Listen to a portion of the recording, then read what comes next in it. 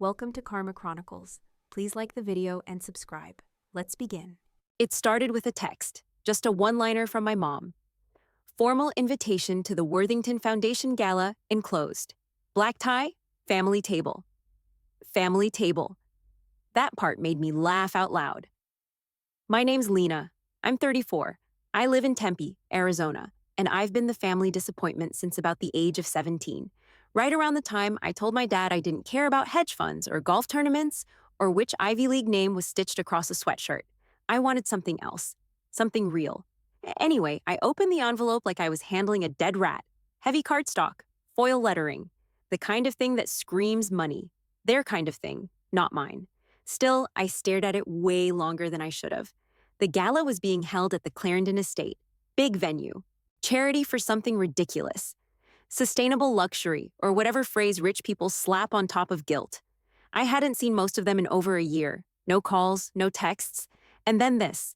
I called my sister-in-law, Claire, just to feel it out. "Hey," I said, keeping it casual. "Got the invite. Wasn't sure if that was a mistake." She laughed, but not in a friendly way. "Well, Greg wanted all of us there. He's on the board this year. You'll sit with the family, obviously." Obviously. I bit my tongue. "They're really trying to make it a big event," she went on. "So, probably not the best night for your usual, understated look." There it was, subtle, but sharp. Claire always had a way of saying things that felt like a compliment and a slap at the same time. I ended the call fast and went straight to my closet. Nothing I owned screamed gala, and I sure as hell wasn't about to drop $1,000 to impress people who barely looked me in the eye. I ended up borrowing a dress from my friend Camilla. Navy blue, simple, clean, hug the waist. I paired it with nude heels and left my hair down. No glitter, no designer logos. I was going to show up exactly as I was. No upgrades, no pretending. But walking into that estate, even just the driveway, made me feel like I'd made a huge mistake. The lot was packed with black Escalades and town cars. I'd driven my Civic, 10 years old, a little faded, but still running strong. The valet looked confused. I rolled down the window. "Gala," I said. He just nodded and pointed me to the far end. I stepped out, adjusted my dress, and started walking up the path, heels clicking against the marble. I hadn't even reached the entrance before I spotted my father through the glass doors, perfectly pressed tux, martini in hand, scanning the room. He saw me, paused, then looked away. And just like that, I knew exactly what kind of night this was going to be. I pulled open the double doors and stepped into a wall of cold, recycled air and perfume that probably cost more than my rent. The ballroom looked like something off a movie set. All glass chandeliers, gold trim, and polished floors that reflected every sequin and stiletto in the room. Waiters in black carried trays of champagne through clusters of people who wore their money like armor. The noise hit next. High laughter, clinking glasses, the kind of conversations that always start with the last name and end with a business card. I spotted them almost right away. My mom, Evelyn, was standing near the floral arch, talking to a guy I recognized from a real estate billboard. She wore emerald green silk, long sleeves, deep neckline, the kind of dress meant to announce, "I still have it." My brother Jack had one arm around Claire's waist while he talked to a pair of older men in tuxedos. Claire had gone full glam. Tight black dress, diamond earrings, heels tall enough to be weapons. And then there was Greg, my dad, off to the side with a group of men I didn't recognize. Scotch in hand, navy tux, cufflinks that caught the light every time he gestured. His face was all charm, until his eyes landed on me. His mouth twitched just for a second, then he turned back to his conversation like I wasn't even there. I made my way in, sticking close to the edge of the room, trying to avoid drawing attention. My heels clicked louder than they should have. I held my clutch a little too tight. A waiter offered me champagne. I took it, mostly just to have something to hold. "Lena." I turned. "Claire." Her eyes did a quick scan of my dress before she offered a smile that didn't touch her eyes. "You look nice." "Thanks," I said. "You too." She tilted her head, her voice a little too high. "Is that Camilla's dress? I think I've seen it before." I gave her a tight smile. "Yeah, I borrowed it." Jack showed up then, tall and smug in his perfectly tailored tux. "Didn't think you'd actually show." "Why not?" I asked. He shrugged. "Just thought you weren't into this kind of thing." "I'm not." He chuckled and turned away. No hug, no welcome, nothing. My mom saw me next. She smiled like someone who'd just found a stray cat on her front porch. "Lena, sweetheart, you made it. I got the invite." She gave me a quick kiss on the cheek, then whispered, "Try to blend in, okay? Greg's really trying to make a good impression tonight." There it was, the warning, the reminder that I was decoration, not a guest. I stepped away from them and drifted toward a quieter corner, sipping the champagne and trying to shake the feeling crawling up my neck. It didn't matter that I looked decent. It didn't matter that I was standing in the same room. I wasn't one of them, and they made damn sure I remembered that. Somewhere near the back, a couple of guys glanced in my direction, then looked away just as fast. Like they could smell I didn't belong. I tried to breathe through it, straightened my spine, smoothed the front of the dress. I could have left right then, slipped out the side door, driven home, put on sweatpants, and cracked a beer on my couch. But I stayed. Not for them. For me. Just then, Greg broke off from his group and walked toward me. My stomach tightened. He stopped a few feet short. "You found the place all right." "I did." He nodded but didn't smile. "Try not to wander too much. Seating's limited, and things are structured tonight." "Structured?" I repeated. "You'll see." Then he turned and walked away like we'd never spoken. I stood there, half frozen, in the middle of the room, alone in a crowd of people who all knew each other, who all belonged. And I realized I hadn't been invited. I'd been summoned. A bell chimed from the stage, cutting through the chatter. The crowd began to move toward the banquet hall, waiters opening tall double doors draped in velvet. A man in a tux with a clipboard was checking names against a list. I waited for my family to gesture me over, but no one did. Greg stood near the entry with Evelyn and Jack, talking to some board members, pretending I wasn't standing 15 feet away like an idiot holding a half-empty glass. Then Greg motioned for me to come over. I walked up, trying to ignore the knot forming in my throat. "Lena," he said quietly, straightening his cufflinks. "About dinner?" "Yeah." His eyes darted toward the clipboard guy, then back at me. "It's a donor-only dinner. The main hall's reserved for contributors at a certain level." I stared at him. "You invited me."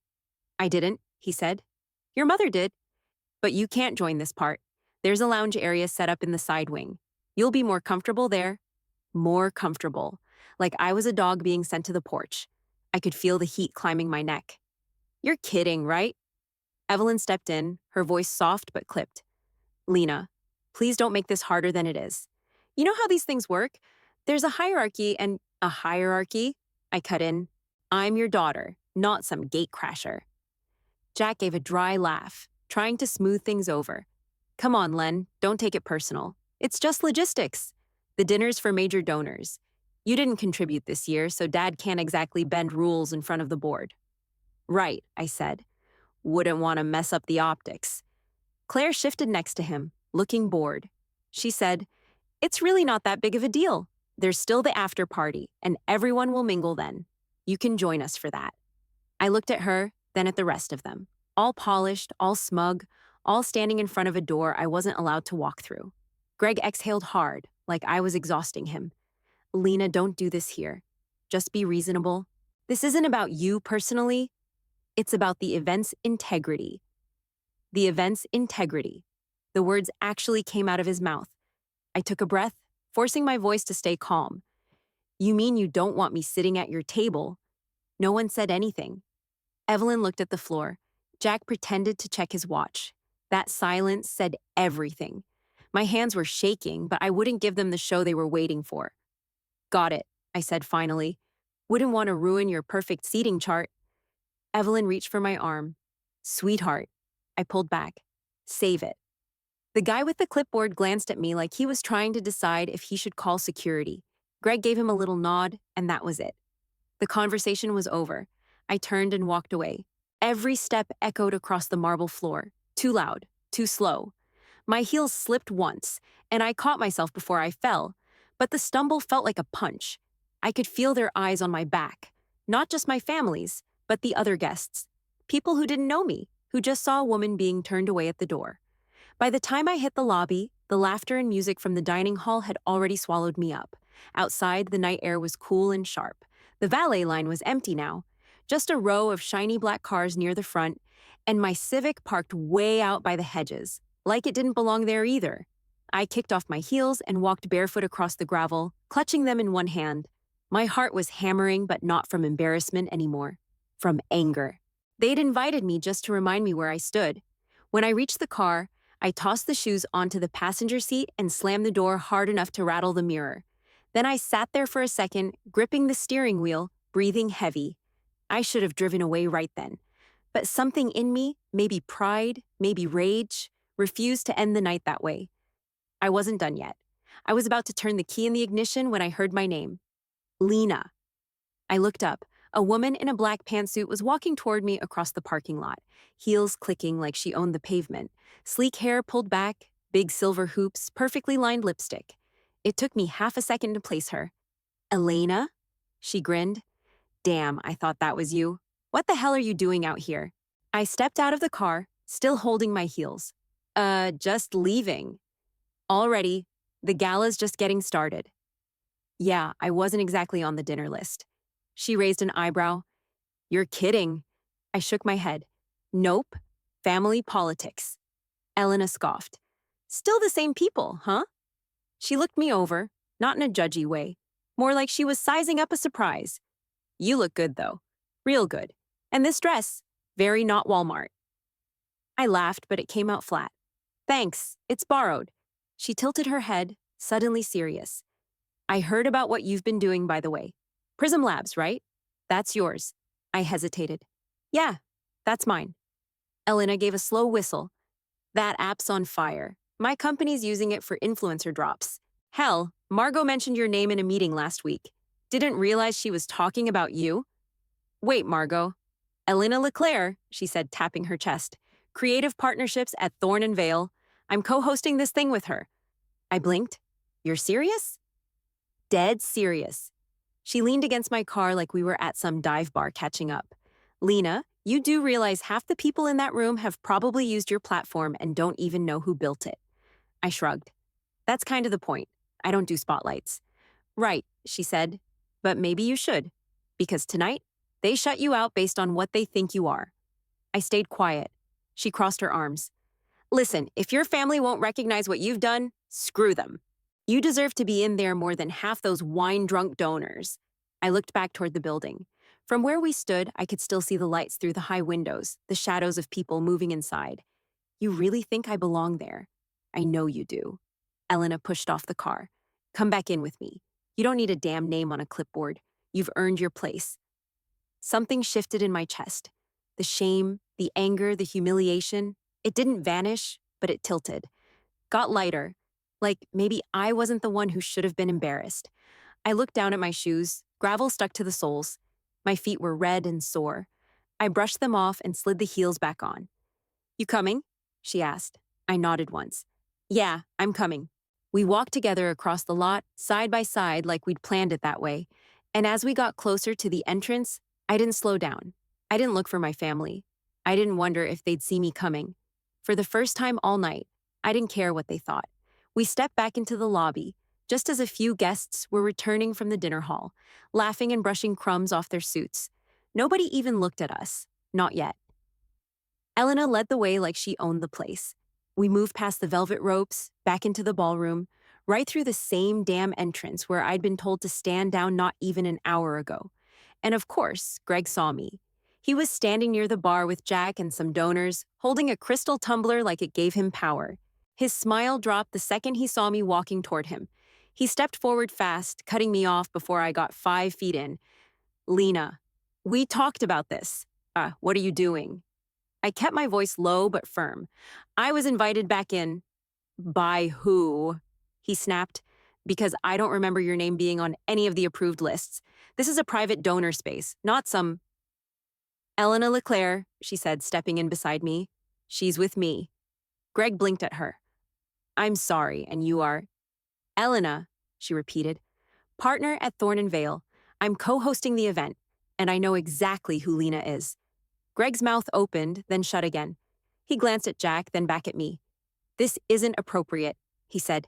You're not a donor. We have rules. That was it. That one line was all it took. I snapped. Greg, I said, dropping the pretense. I'm one of the private investors behind the Clarendon Renovation Fund. Your venue. The one you're parading around in tonight like it's your second home. Part of that came from my company's check. His whole body stiffened. That's not possible. Yeah, it is. Prism Labs. Look it up. Jack stepped in, brows pulled tight. Wait, you run Prism? I nodded once. Founder, CEO. Been building it for the last 8 years while you all pretended I was just barely getting by. Evelyn showed up then, her face tight with polite confusion. Lena, what are you talking about? I'm talking about the fact that I've been successful, quietly, because I didn't need this. I waved a hand around the room. Didn't need your charity, your approval, your little seating charts. I built something from scratch, and I didn't do it to impress you. Jack looked stunned. Claire looked like she'd bitten into something sour. Greg just stood there, jaw tight, like the floor had shifted under him. You've had that kind of money, Evelyn asked barely above a whisper. I looked her dead in the eye. Yeah, for years. But I never flaunted it, because I didn't want to become like you. Elena stepped a little closer, not saying anything, just grounding me with her presence. Greg finally found his voice again. You should have told us. No, I said. You should have asked. The silence that followed was heavy, not just awkward, but exposing. Like every layer of fake civility had been stripped off. You've been judging me based on what I wasn't flashing around, I said, because I didn't drive a Tesla or wear 5-figure dresses. But I've been working my ass off, and I've got more than enough to sit at any damn table in this building. I let that hang there, let them all feel it. Greg cleared his throat, trying to recover. We weren't trying to. Yeah, you were, I said. You just never thought you'd get called out for it. People nearby had started to notice. Conversations paused, heads turned. My family knew it too. I saw the panic creeping into Jack's face, the red starting to creep up Greg's neck. For once, they weren't the ones controlling the narrative, and I wasn't the one left outside. Greg's jaw was clenched so tight I thought his teeth might crack. Jack looked like he wanted to disappear. Evelyn tried to smile, but her lips were shaking. Then she did what she always did, pivoted. Lena, she said gently, stepping forward like I was some nervous dog about to run into traffic. You should have said something sooner. We didn't know. You didn't ask, I said flatly. She reached for my hand, but I didn't move. Sweetheart, we never meant to make you feel less than, I cut in. That's exactly how you've treated me since college, since I didn't do things your way, since I didn't marry rich or plaster fake smiles across charity newsletters. That's not fair, Evelyn said. We were trying to help you stay grounded. Grounded. I let out a short laugh. You mean broke, right? Invisible. Kept out of every room unless it benefited your image. Greg raised a hand. This isn't the place for this conversation. No, this is exactly the place, I shot back. Because this is where you drew the line, tonight, at that door. You made damn sure everyone here saw it. Jack finally spoke up, voice tight. You made it complicated, Lena. You acted like some starving artist for years. How are we supposed to know you were building a company? Because I told you, I snapped. You just didn't listen. Every time I mentioned work, you changed the subject. You didn't want to know unless it came with status. He shook his head. You're acting like a victim. You kept secrets. You set this up. You think I planned this? I stepped toward him. You think I came here hoping to be humiliated. I came because I thought, maybe for once, I'd be treated like family. Claire stepped in then, bored and smug. All right, let's not get dramatic. So you have money now. That doesn't change anything. We've always lived in a different world, Lena. You can't just buy your way in and expect everything to shift. I looked her dead in the eye. I didn't buy anything. I built it. From nothing. And the only reason you're choking on it now is because I didn't rub it in your faces along the way. Her smile faded. I turned back to the others. You've made me feel like an outsider since the day I stopped following your blueprint. And tonight, you confirmed it. You don't respect me. You just don't like being called out for it in public. That hit hard. Greg's face went stiff, and Evelyn's eyes darted around the room. People were definitely watching now. I heard whispers, caught side glances, even saw a woman across the bar lean into her husband with wide eyes. Jack crossed his arms, defensive. So what? You came back in here to flex. Is that what this is now? No, I said. I came back because someone out there reminded me I didn't need your permission to be here. I nodded toward Elena, who stood quietly at my side, calm but present, a witness. Greg looked like he wanted to say something else, but nothing came out. "You've been so obsessed with appearances," I said, lowering my voice just enough for it to still carry. "But guess what? The room's looking at you now, and they're not impressed." Evelyn's hand went to her necklace. Greg stepped back. Claire's arms were folded so tight across her chest it looked painful. And Jack. He looked at me like I'd become a stranger. Good, because I wasn't their Lena anymore. I let the silence breathe. Let them squirm in it. They were so used to having the upper hand, to controlling the narrative, and now they had nothing. No defense, no grip.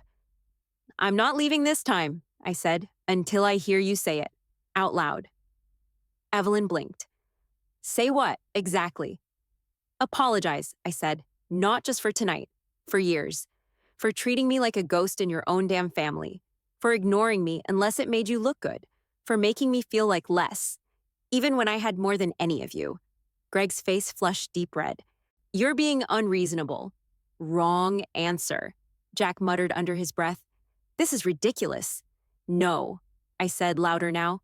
"What's ridiculous is pretending this family hasn't pushed me to the edge my entire life. Because I didn't fit your perfect country club mold. I worked my ass off while you all smiled through fundraisers and thought I was some charity case. And I let it slide for years, but not tonight." Around us, the buzz was growing. People weren't just noticing, they were listening. A few had paused completely, fake smiling behind their glasses while trying to catch every word. One woman nudged the man beside her and whispered something, eyes locked on me. And then I heard it. "Wait," a voice said. "She's the founder of Prism." Another man nearby turned. "The one Margot mentioned earlier, that's her."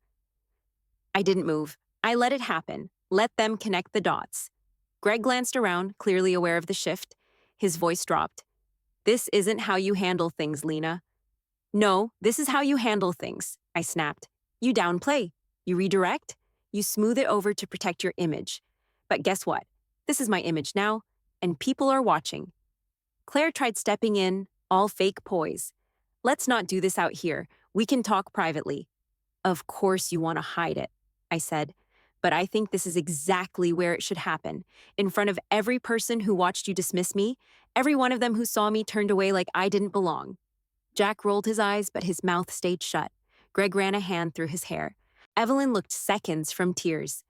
"We're sorry," she said finally. "All right. We're sorry, Lena." But it landed flat. No weight behind it, no real ownership. Just words. "Try again," I said. Greg exhaled like he was doing me a favor. "You want an apology? Fine. We didn't treat you with respect. We didn't realize how much you've done. But this isn't the time to unravel the entire family over it." That hit me like a slap. "Unravel. You think I'm the problem?" "I didn't say that," he muttered. "You didn't have to." A man near the bar spoke up. "Lena, I'd love to connect sometime. Our company's been following Prism's growth this past year. Incredible stuff." That sent another ripple through the room. Greg's posture shifted. Nervous now, defensive. Another woman stepped closer. "We had no idea you were involved in the Clarendon Fund. That's impressive, really." My mother's face was pale. Jack wouldn't look at me. Claire looked like she was chewing on her tongue. This wasn't their night anymore. It was mine. "You all made your choice the second you sent me to the sidelines," I said. "You thought I'd keep playing the role you wrote for me? Quiet, unimportant, needing your approval, but I don't. I never did." Greg opened his mouth, then shut it. He knew. They all did. "You lost the right to define me," I said, my voice steady now. "And the more you talk, the more everyone here sees exactly who you are and who you aren't." The damage wasn't just done. It was permanent. And for once, they were the ones left standing outside. I didn't wait for them to say anything else. I turned and walked, heels steady on the marble, breath finally coming easy. I could still feel eyes on me, but I didn't care. Let them stare. Near the edge of the ballroom, a woman in a structured navy dress approached me with a calm, confident smile. She didn't look rattled. She looked curious. "You must be Lena," she said, holding out her hand. "I'm Margot Feld. We haven't officially met." I shook her hand, firm. "Thanks for having me." She laughed once. "Please, you built half this place." I smiled but didn't respond. My chest was still tight, but not from nerves, from everything I'd been holding in for way too long. I've followed Prism since last year, Margot continued. We actually modeled some of our private auction backend on your interface. We didn't know you were connected to this event personally until Elena told us. Yeah, I said, glancing toward the crowd, where my family stood in a tight cluster, pretending not to panic. Most people didn't. She leaned in slightly. You handled that with more grace than I would have. I've seen worse scenes end in lawsuits. I let out a short breath through my nose. They've underestimated me my whole life. Well, Margot said, they're not the only ones watching anymore. I was going to ask your father about next year's donor council, but I'd rather ask you. That stopped me cold. Me? Absolutely. She stepped back, folding her arms. You're who we need at the table. Not just because you wrote a check, because you earned it. You've got vision and grit. That's rare around here. I didn't answer right away because right then it hit me. I'd spent so long trying to not embarrass them, to stay quiet, blend in, take up less space, that I'd been holding back my entire damn identity. All that time, I'd let them convince me that humility meant silence. It didn't. It just meant they didn't want to deal with the truth. Thanks, I finally said. Yeah, I'd be interested. Margot smiled, warm but sharp. Good, I'll be in touch next week. She moved off into the crowd like a knife through butter, and I stood there for a second, completely still. Then I turned. Greg was still near the bar, whispering something to Evelyn, who kept glancing at me like she wanted to come over but didn't know how. Jack looked like he was chewing glass. Claire was pretending she wasn't sweating through her foundation. Let them stew. I'd spent years chasing their approval, shrinking myself so I wouldn't rattle their glass bubble. But now that it cracked, I wasn't patching it back together. I walked past them without slowing down. Greg opened his mouth, but I didn't even look at him. I was done giving them room to define me. I'd built everything they'd dismissed, and now I was finally ready to own it, fully, loudly, and without apology. The room felt different now. Not hostile, just real. Like I could finally see who belonged in my life and who didn't. And they didn't.